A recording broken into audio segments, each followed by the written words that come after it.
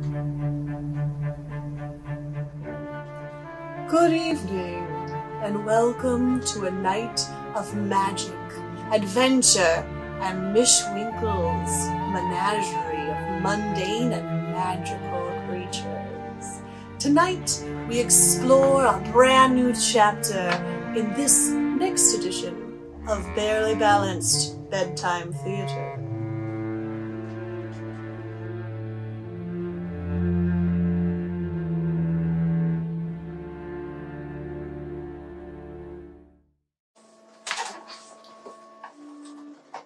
Chapter 3.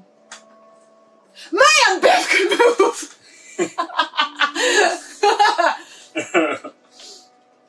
Chapter 3. Man!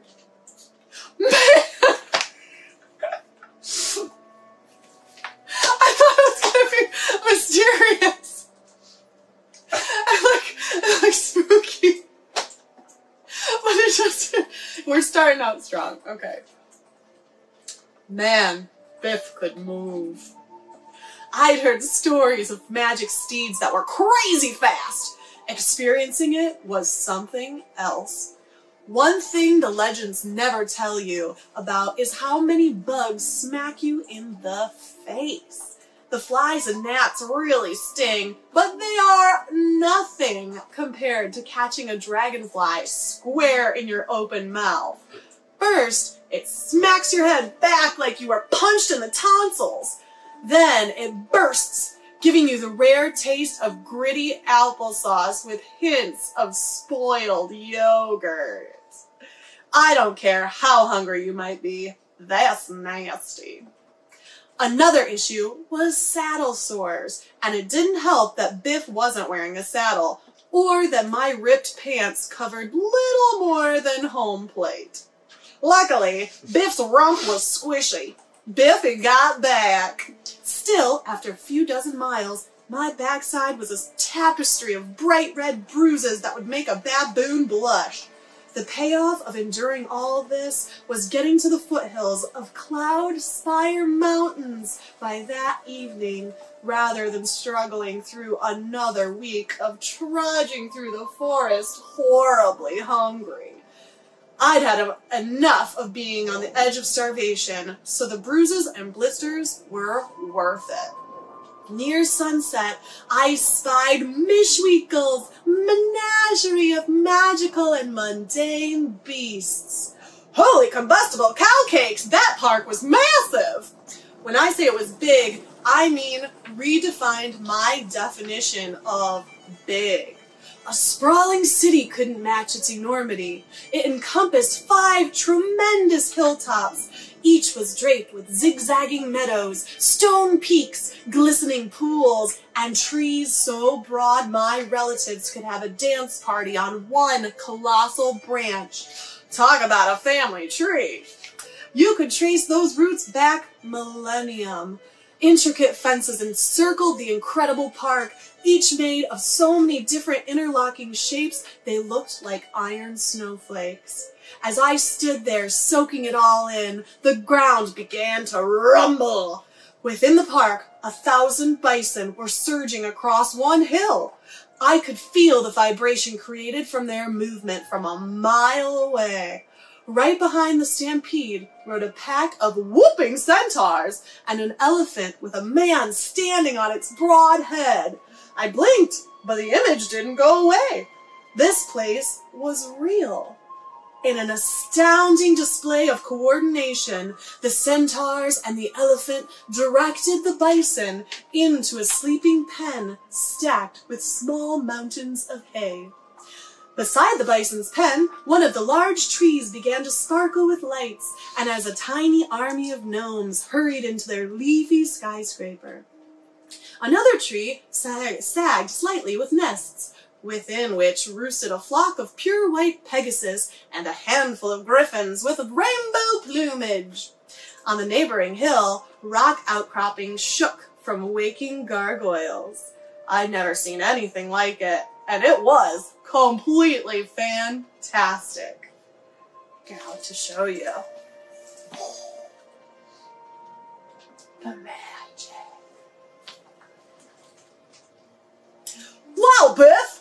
licked my lips as I realized my jaw had been hanging open, leaving my mouth completely dry. It still tasted terrible from that dragonfly. I hated having bug morning breath. You've got one impressive home. Biff looked back at me and rolled his eyes. It felt like he just said, duh. Care to show me around? Biff pawed the ground and rocketed forward. Thankfully, my hands were still wrapped around his thick mane. Nonetheless, I still almost fell off his back. As I struggled to hold on, the entrance loomed above me, and just inside stood the most amazing thing this zoo had to offer. Female perfection. The setting sun danced in her brown hair, making it burn with autumn hues. She had enough curves to make a winding river jealous, and her eyes were sparkling, polished orbs.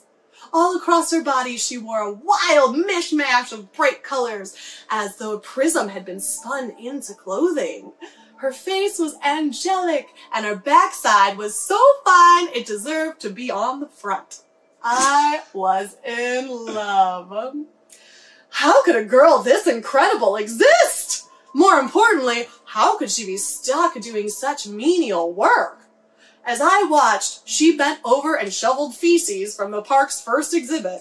Talk about the winner for Miss Manure 1513.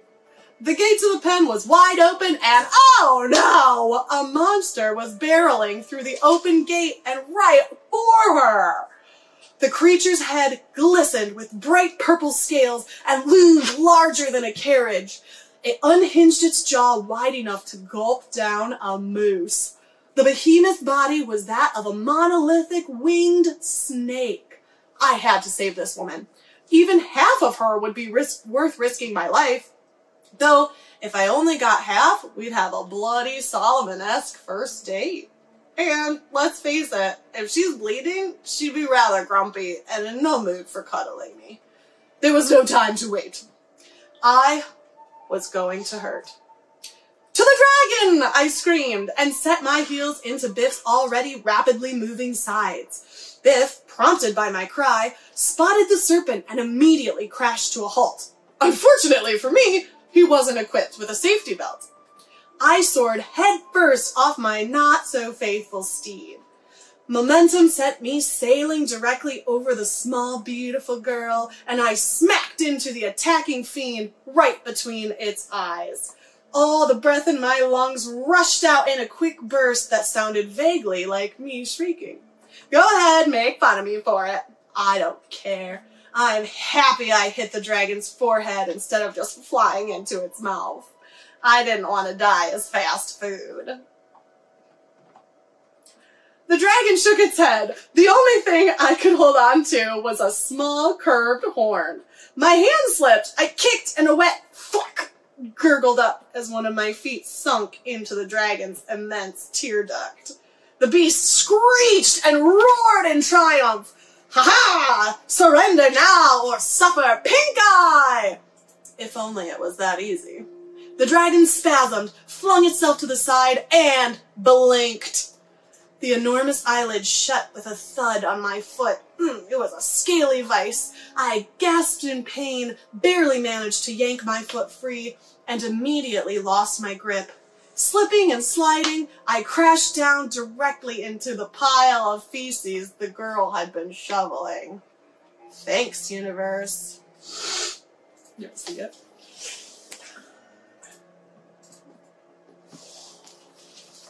Follow along at home. Fire roared into the heavens. Blinky, the now visually impaired dragon, lifted a clawed foot above me. I was going to be stomped into poo-poo-puree. Poo-puree?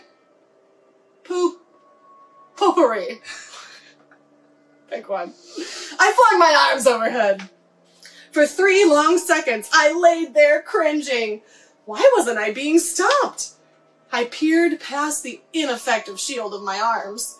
The dragon stared past me, its head cocked to the side, and I followed its eyes. My dream girl was facing the beast and struggling to hold a hefty, juicy, bright pink steak. She let loose a loud whistling trill from her perfect puckered lips, and the murderous dragon calmly backed down. She threw the stake and it disappeared into the dragon's throat with a loud, bone-shattering gnashing of fangs. I gulped. That could have been me.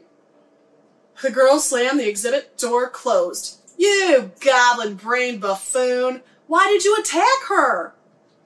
Slowly, I realized I was still hiding behind my raised arm. Dung clung to my face in vile chunks. I wiped at the foulness and, despite the mess, smiled. I wouldn't let a crappy first impression stop me. Don't worry, I groaned. I saved you. Saved me? She threw her arms to the side, gesturing to the dragon, who whimpered and slunk back into its cave. That lovely, kind-hearted, and carefully carnivorous dragon was waiting for me to clean her teeth. You're a moron. I forced a wink out of my rapidly swelling face. Admit it, you're a little impressed. She rolled her eyes. Yeah, that was the stupidest suicidal thing I've ever seen. Who are you? Hey, she wanted to know my name. All right. Okay, so the first impression didn't go that well. Time to recover from it. I am called nothing. I stumbled to my feet, which made a stabbing pain shoot up from my ankle, and I continued, because that is what I am, compared to your beauty. I gazed into her divine eyes. Though for you, I would battle 1,000 dragons to become a man whose name you would speak. I held my breath, crossed my fingers, and waited for the heart melting to commence. Instead of fighting anything, she scoffed, I would love it if you stopped making my chores more difficult. She turned her back on me. That's not how things were supposed to go. She took one step away and called over her shoulder. Or should I call you Misfortune?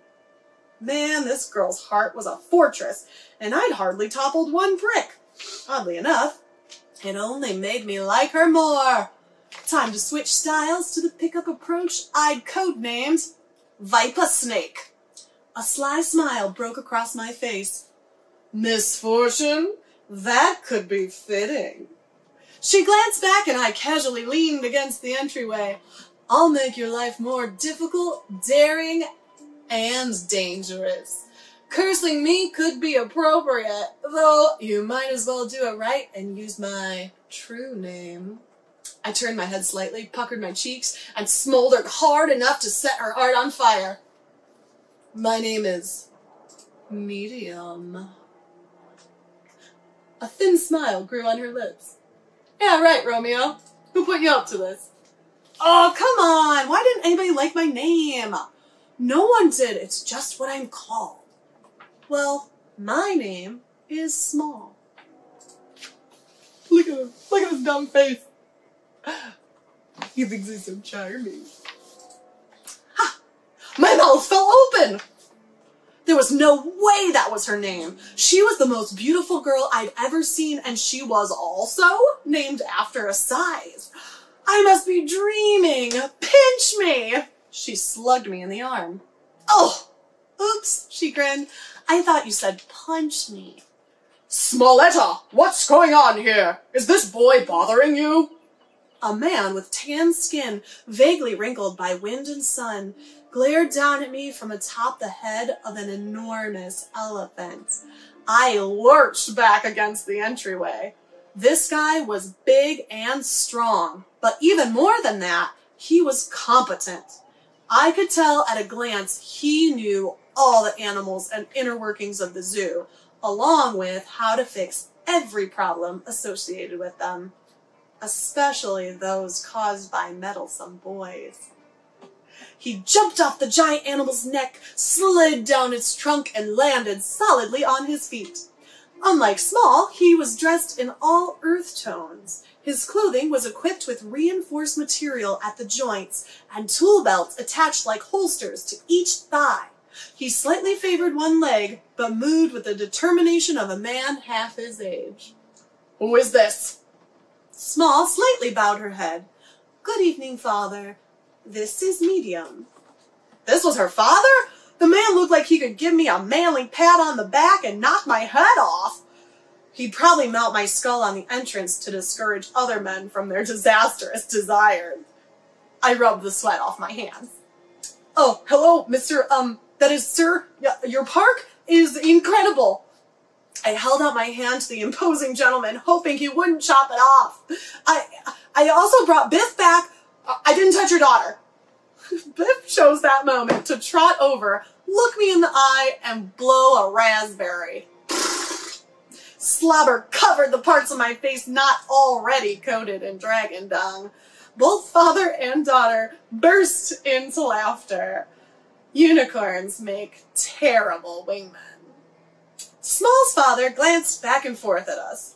He gave my hand a quick, businesslike shake and stared me down just long enough to make my exhausted limbs quiver. He deftly clasped Biff's reins. "Is that so? Well, you just saved our collective behinds by bringing back Biff. The Tidal King's princess is scheduled for a tea party tomorrow, and those Atlanteans can't get enough of Biff." "Thanks, son. My name is Matthew Mishwinkle." He pulled a carrot from his tool belt and offered it to the unicorn. "I guess I can't blame you for running off. Princess Penelope keeps the glitter and ribbon merchants in business, and we all know how she likes to decorate your mane. One of these days, she'll figure out you're a male unicorn." I don't know, look at Biff's face. Maybe he likes it. Maybe he's into it. You never know. A little glitter in the mane. Biff neighed with laughter. As for you, young man, Matthew Mishwinkle turned my way, and I couldn't help but flinch back. Man, this guy was so strong, even his scowl lines looked like they could out-curl me. He grinned and then added, "We owe you a serious debt?" Really? I couldn't keep the hope from my voice. These people had all sorts of magical creatures. I could definitely save my sister with their help. Small nodded. "The Mishwinkle Code says we owe you a single favor, one which is judged to be an equal trade by the owner." Matthew then leaned down to me. "Choose wisely, son. I am the owner." "Well, sir," I wrung my hands. Why was my brain working so slowly? More importantly, why was this man so scary? I took a step sideways to escape having my back against the archway and to distance myself from his imposing presence. I need you to find the dwarves and have no way of getting to the top of Cloudspire Mountains. Could you please spare an animal to fly me up there along with a guide?" I hesitantly glanced at Small. "One with the knowledge to direct the animal, sir?" Biff looked at me with affronted dignity. Yeah. He sniffed and lifted his chin as if to say, "How dare you think you need a ride more pimped out than me?" Conversely, Small raised one eyebrow, obviously thinking there was no way I could keep up with her if she were my guide. I, however, was too busy daydreaming about riding a pure white Pegasus. I'd have my hands clasped around Small's waist. We'd soar atop pillow-like clouds, the breeze tussling our hair. Small would turn and become lost in my rugged good looks, and then she'd lean in for a kiss, and I'd... Matthew broke my reverie. "No, ask for something else." "What?" I sputtered. "I'm far too busy preparing for the princess's visit to be able to escort you on a journey." I could take him," Small cut in. Matthew shook his head. "Smalletta, you're only 16. And Auntie Smallatina was 15 when she first started wrangling. One of Matthew's upper lips curled into a snarl. "Sometimes I wish we'd named you after a far less crazy relative." "Yes, she left at 15, and she was almost eaten by a cyclops." "Who?" Small calmly corrected him. now lives peacefully with us and develops programs for our visually impaired guests. Sure, but times were different back then. Small nodded. They were more dangerous. We're now in the middle of a renaissance. That might be true, Matthew gestured my way, but I'd rather not send my daughter off with a stranger. I know nothing of his virtue. Agreed. Small also gestured in my direction, though she looked at me in almost the same way I looked at my little sister's dirty diapers. Which is why you'll send a guardian with us. You know, Violet wouldn't let anything happen to me. Matthew grunted. I think that meant he agreed. Small apparently did too, and she forged ahead. Also, it's well past time I start exploring, or I'll be of no use as a wrangler. Which, you know, I will choose to become when I reach my maturity day. You don't want your own daughter to be the only recruit without real-world experience, do you? Matthew frowned. You'll have Violet with you every step of the way? Small nodded. Every inch. And you'll be back before tomorrow evening? Small jumped from foot to foot. Before sunset. Why do I even try to argue with you? Matthew sighed. One day you'll get married, and the only thing that person will know how to say is, yes, dear. Yes, dear. Oh, thank you, thank you, thank you! Small squeezed her dad into a tight hug, and the strong man's eyes wrinkled like there was a smile trying to rebel against his entrenched scowl. Be careful, and even more than that, be smart. There's no way I'm letting my girl be unprepared. Inside is a fully stocked vet pack, rations, notebook, sample baggies, emergency funds. He pulled her into another hug. I love you. Sure. Matthew grabbed a backpack from the elephant and handed it to Small. She gasped. Your Wrangler kit? Small leaned into him, her bright outfit like a nurtured blooming flower against his dark earth tones. I love you too, Dad. Matthew remounted the elephant, climbing from its trunk to its tusks, and then swinging behind the thin, floppy ears. Hurt her, and we'll feed you to the gargoyles. Best of luck, young man. He turned and lumbered off into the park, leading Biff beside them as he hollered advice to almost every worker he passed. Thanks, I called after him, and then I held out my hand to Small. Guess we're a team now. Look, Romeo, you seem nice, but I don't want you getting any ideas. This trip is my first chance to get out, and we'll see the world instead of just reading about it. The last thing I need is some schmarmy dude thinking I'll be so weakened by his charm that he needs to step in and ruin things. Small squared her shoulders. Here's the way this is going to work. I'll take you up the mountain, but if you try any funny business, I'll leave you on your own, 1,000 feet off the ground. I gulped and lowered my hand. Please, I wouldn't dream of it. Prudence is my middle name. Small rolled her eyes. Truly, I insisted, and discretion is my surname. Heck, I'm even one of the few men with a maiden name, which makes me even more sensitive to the plight of women. I took a limping step towards the Pegasus. So, which one is Violet? Small chuckled. Violet isn't over there. In fact, you've already met her. Haven't you ever given a dragon eye drops? This time when I gulped, my Adam's apple seemed to drop into my stomach. And that is the harrowing conclusion of Chapter 3. Join us next time as we explore Chapter 4, the most rhyming of all chapters. Woo! You can look forward to pictures such as this, and maybe even this. Oh, the excitement continues. Thank you for joining us, and to all of you, good night.